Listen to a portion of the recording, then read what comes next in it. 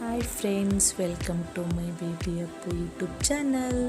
Friends, ನಾನು ನಿಮಗೆ ಇವತ್ತು ಗೋಧಿ ಹಿಟ್ಟಿನ ಗುಲಾಬ್ ಜಾಮೂನ್ ಹೇಗೆ ಮಾಡೋದು ಅಂತ ತಿಳಿಸ್ಕೊಡ್ತಿದ್ದೇನೆ. ಅದಕ್ಕೂ ಮುಂಚೆ ಯಾರೆಲ್ಲ ನನ್ನ ಚಾನಲ್ನ ಸಬ್ಸ್ಕ್ರೈಬ್ ಮಾಡಲಿಲ್ಲ ಸಬ್ಸ್ಕ್ರೈಬ್ ಮಾಡಿ, ಲೈಕ್ ಮಾಡಿ, ಶೇರ್ ಮಾಡಿ, ಕಮೆಂಟ್ ಮಾಡಿ. ಓಕೆ ಫ್ರೆಂಡ್ಸ್, 2 ಟೇಬಲ್ ಸ್ಪೂನ್ ತುಪ್ಪ ಆ್ಯಡ್ ಮಾಡ್ಕೊಳ್ತಿದ್ದೇನೆ. ತುಪ್ಪ ಸ್ವಲ್ಪ ಬಿಸಿ ಆಗಬೇಕು. ಬಿಸಿ ಆದ ನಂತರ 1 ಕಪ್ ಗೋಧಿ ಹಿಟ್ಟು ಆ್ಯಡ್ ಮಾಡ್ಕೊಳ್ತಾ ಇದ್ದೇನೆ. ಫ್ರೆಂಡ್ಸ್,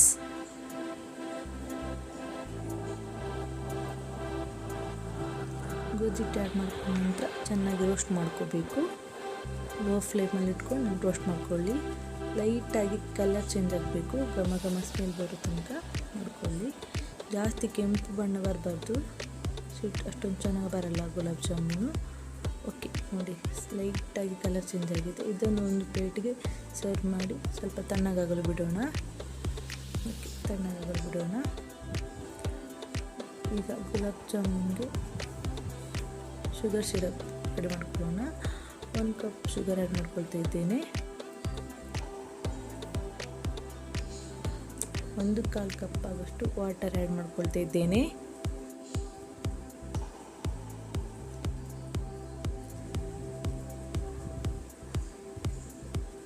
2 ಏಲಕ್ಕಿ ಆ್ಯಡ್ ಮಾಡ್ಕೊಳ್ತಾ ಇದ್ದೇನೆ. ಫ್ರೆಂಡ್ಸ್, ಇದಕ್ಕೆ ಕೇಸರಿ ಸಹ ಆ್ಯಡ್ ಮಾಡ್ಕೋಬೋದು, ಬಟ್ ನಾನಿಲ್ಲಿ ಹಾಕಲಿಲ್ಲ. ಕೇಸರಿ ಹಾಕೋದ್ರಿಂದ ಕಲರ್ ಬರುತ್ತೆ, ಆಪ್ಷನಲ್, ಬೇಕಿದ್ದರೆ ಹಾಕ್ಕೊಳ್ಳಿ, ನಾನು ಹಾಕಲಿಲ್ಲ.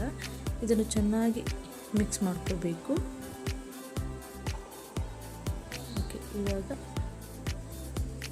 ಶುಗರ್ ಸಿರಪ್ ರೆಡಿಯಾಗಿದೆ. ಈಗ ಜಾಮೂನ್ ಮಾಡೋಣ.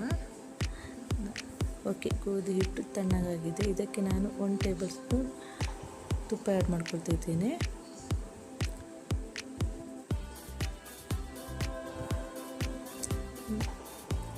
ನಂತರ milk powder R milk cream ಸಹ ಆ್ಯಡ್ ಮಾಡ್ಕೊಳ್ಬೋದು. ನಾನಿಲ್ಲಿ ಮಿಲ್ಕ್ ಪೌಡರ್ ಆ್ಯಡ್ ಮಾಡ್ಕೊಳ್ತಾ ಇದ್ದೇನೆ. ನಿಮಗೆ ಯಾವ್ದು ಬೇಕು ಅದು ಆ್ಯಡ್ ಮಾಡ್ಕೊಳ್ಳಿ ಫ್ರೆಂಡ್ಸ್. ನಂತರ ಸ್ವಲ್ಪನೇ ಹಾಲು ಹಾಕಿ ಕಲಿಸ್ಬೇಕು. ತುಂಬ ಸಾಫ್ಟ್ ಬರಬೇಕು. ಸ್ವಲ್ಪನೇ ಹಾಲು ಹಾಕಿ ಕಲಸಿ.